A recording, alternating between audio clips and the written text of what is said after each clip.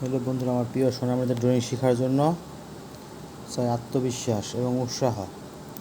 এখানে আমি বক্ররেখা দিয়ে একটি জাহাজ এঁকে নিচ্ছি বা একটি বোট এঁকে নিচ্ছি এবং নিচে কিছু আঁকাবাঁকা রেখা দিয়ে নদীর সমুদ্রের ঢেউ এঁকে নিচ্ছি। কিছু বৃত্তাকার দিয়ে বড় এঁকে নিচ্ছি। প্রতিটি রেখায় বক্ররেখা। সোনামণিদের ড্রয়িং শেখার জন্য চাই সহজ কিছু রেখা জানা বা শেখা। কিছু রেখা দিয়ে অনেক ছবি ড্রয়িং করা যাবে, আঁকা যায়। তাই আপনার প্রিয় সোনামণিদের ড্রয়িং শেখাতে চান তাহলে অবশ্যই আমার ড্রয়িংগুলো ফলো করে পাশে থেকে লাইক, কমেন্ট এবং শেয়ার করুন। সবাই চাই সবার প্রিয় আমার সোনামণিদের সুন্দর ড্রয়িং শেখাতে। আসলে ড্রয়িং শেখার কিছু মাধ্যম বা কৌশল আছে, সেগুলো দেখলে বোঝা যাবে যে কীভাবে সহজে ড্রয়িং করা যায়। অনেক বাচ্চারা ভাবে আমি এটা পারবো না, কিন্তু সহজ কৌশল যখন তাকে দেখাবেন তখন সে ঠিকই পারবে।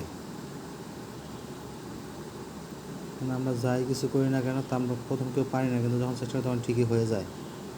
তাই দেখুন এবং ভিডিওটি দেখে দেখে ড্রয়িং করার চেষ্টা করেন আপনার সোনামণিকে। সহজে তারা এই সুন্দর জাহাজটি এঁকে ফেলতে পারবে, খুব সহজেই অল্প সময় এঁকে ফেলতে পারবে। প্রথমে সম্পূর্ণ ড্রয়িংটি দেখতে হবে, কীভাবে আমি এখানে ড্রয়িংটি লেখার মাধ্যমে পেন্সিল দিয়ে সাজিয়েছি।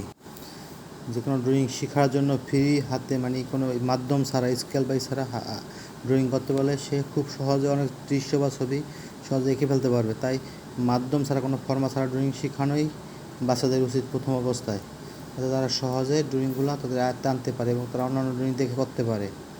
কারণ ড্রয়িং আমরা দেখেই, কোনো দৃশ্য বা ছবি আমরা দেখেই সেটা ড্রয়িং করি। তাই দেখুন এবং আঁকা শেখান।